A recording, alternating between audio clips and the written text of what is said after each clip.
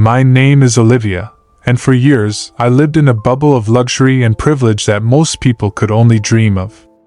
I was married to Matthew, yes, the Matthew Radcliffe, the billionaire entrepreneur who built an empire from the ground up. Our life together was a whirlwind of private jets, charity galas, and lavish vacations in far-flung corners of the world. To the outside world, we were the perfect couple, beautiful, wealthy, and deeply in love. But appearances can be deceiving, and I've learned that in the most painful way possible. It all started innocently enough, though looking back, I can see how blind I was to the red flags. When you're married to a man like Matthew, who operates on a different plane than most people, you make excuses? I told myself that his long hours, the endless travel, and his secretive nature were all part of the package.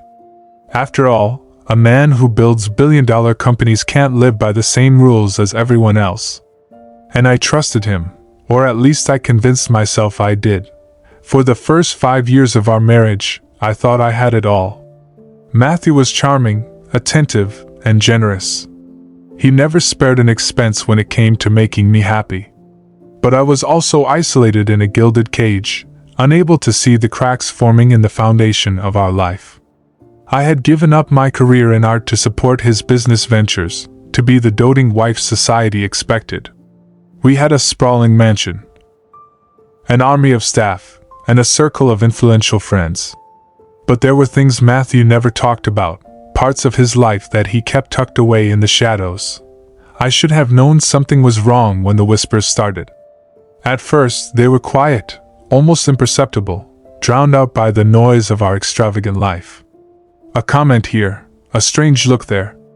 At charity dinners, some of the wives of Matthew's business partners would glance my way, eyes full of pity or suspicion, though they'd never say anything outright.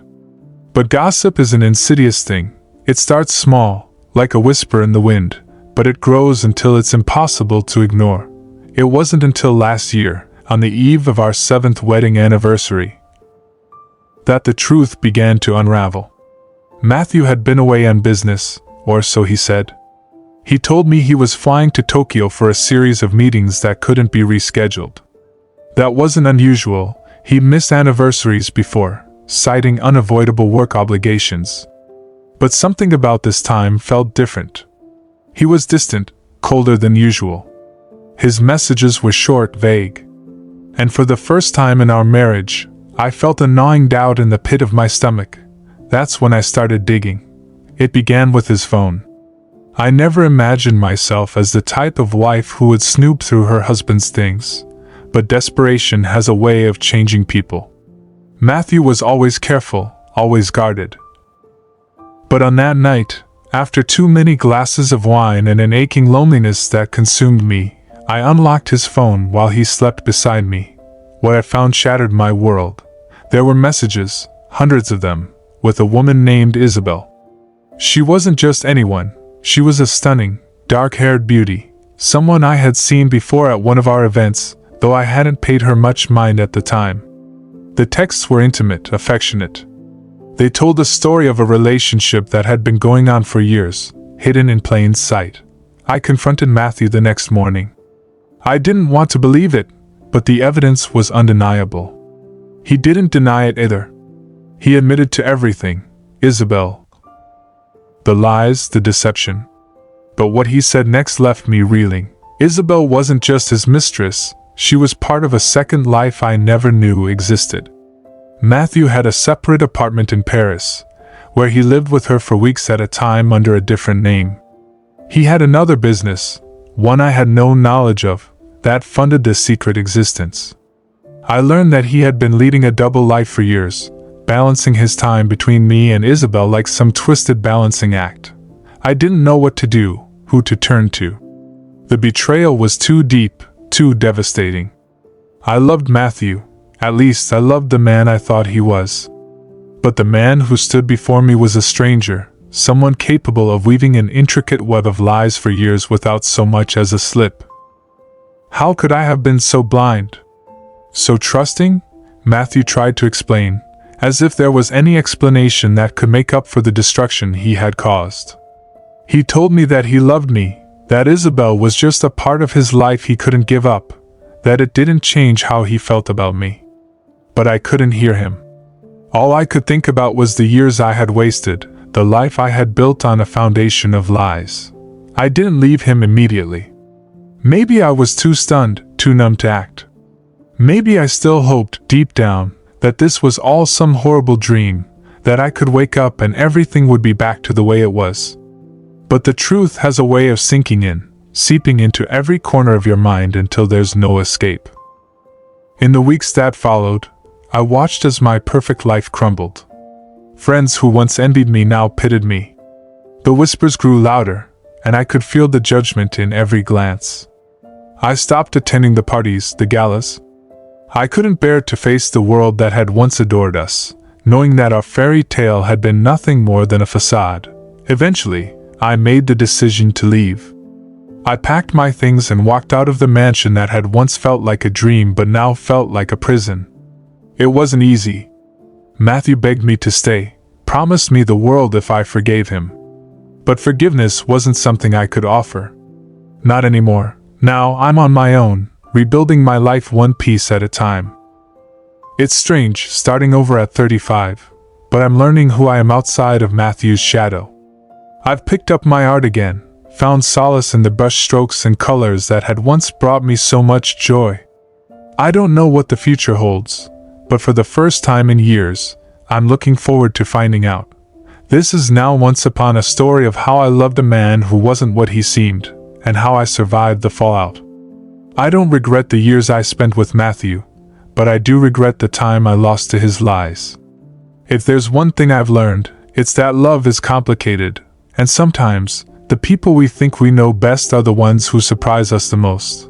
I wish I could tell you that walking away from Matthew was as easy as closing a door. But it wasn't. It never is it? The heart doesn't heal just because we will it to, and even after everything, there were moments when I found myself staring at old photographs, wondering if I could have done something differently. Maybe I missed the signs because I didn't want to see them. Maybe I ignored that nagging voice in my head telling me things weren't as perfect as they seemed. But here's the thing, no matter how much we want to rewrite the past, we can't. I had to accept that. Matthew was never the man I thought he was, but what hurt more was realizing that I wasn't the woman I thought I was either. I had lost myself somewhere along the way, caught up in the whirlwind of his life. His world. For years, I'd played the part of the perfect wife, smiling at dinners, laughing at his jokes, and standing dutifully by his side. I had been a supporting character in my own life story. That realization hit me harder than the betrayal itself. I remember the night I finally made up my mind to leave for good.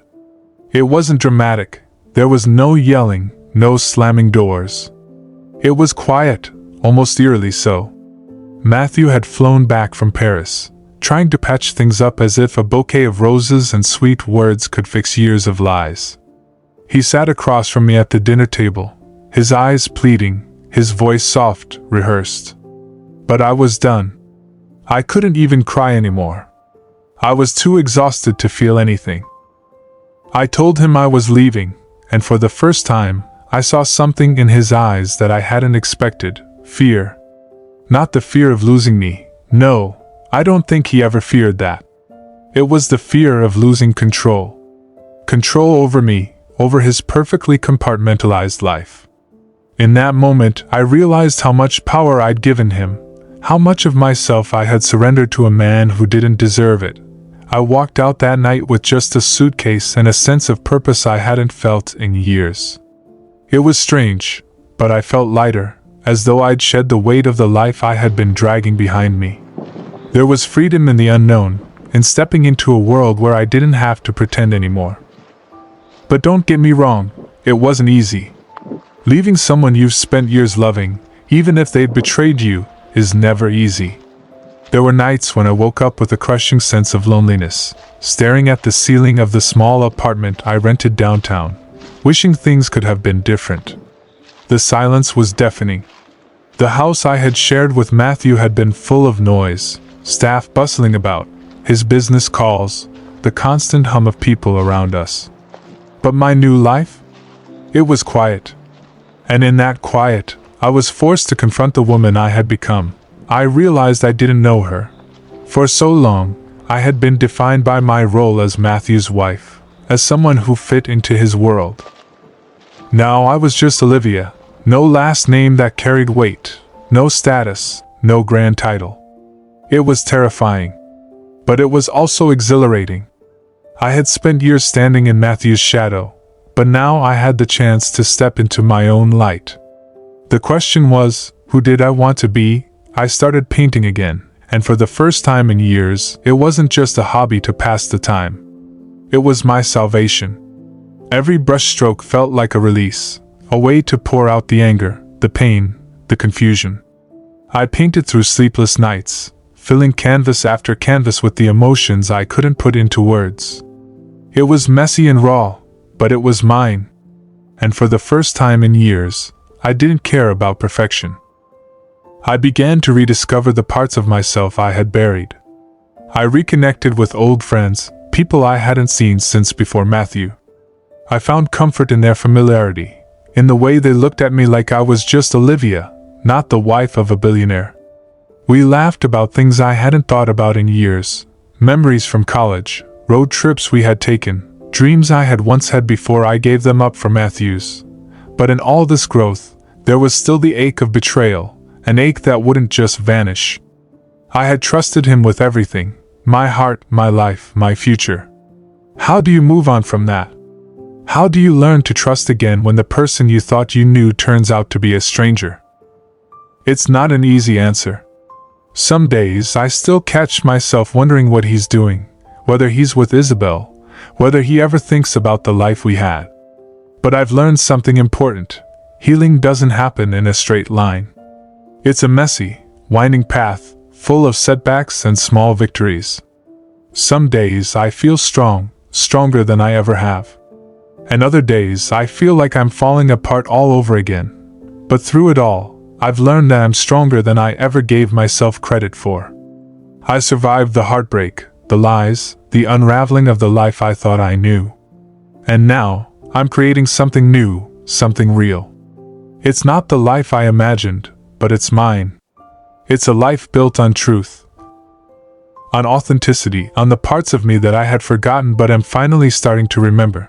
So, if you're listening to this, if you've ever found yourself in the wreckage of a life that wasn't what you thought it was, let me tell you this: it's okay to fall apart. It's okay to grieve the loss of the life you thought you had. But when the time comes, when you're ready, you can rebuild. And what you create in the aftermath, it might just be stronger, more beautiful, and more true than anything that came before. Because I'm not just a woman who was married to a billionaire. I'm Olivia. Months passed, and each day brought me a little closer to the woman I was becoming. It wasn't some dramatic transformation, like flipping a switch. No, it was quieter than that. Small moments, like the way the sunlight filtered through my apartment window, casting a warm glow on the paintings I was now brave enough to show to the world. It was the feeling of waking up in a bed I'd chosen, in a space I had created, where every piece of furniture, every plant, every detail was mine. I hadn't realized how much I had missed that sense of ownership, of my life, of my choices. For years I had lived in Matthew's world, where decisions were made without me, where my voice was more decorative than functional. But here, in this new chapter of my life, I had reclaimed my voice, even if it was shaky at first. But the echoes of my past were still there. They followed me, like ghosts whispering in the dark corners of my mind.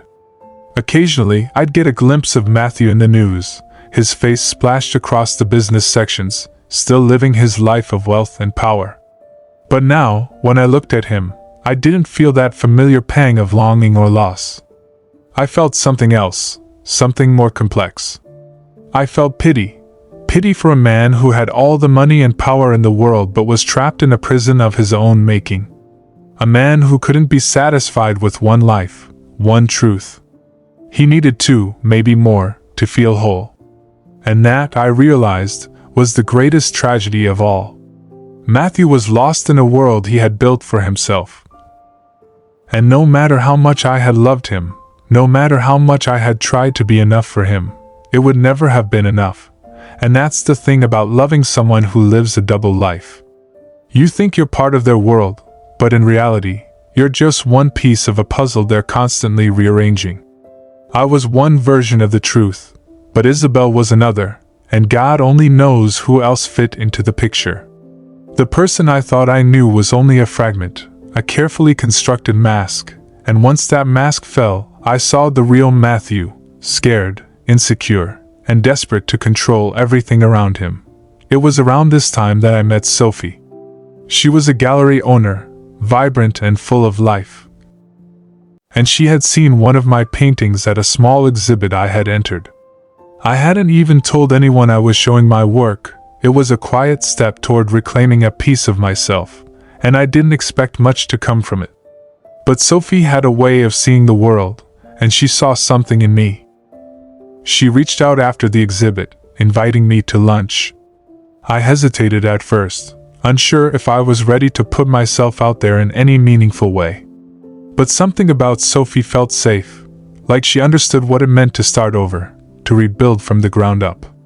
Over coffee and salads in a cozy cafe downtown, she asked me about my art, about my life, and for the first time, I told someone the truth.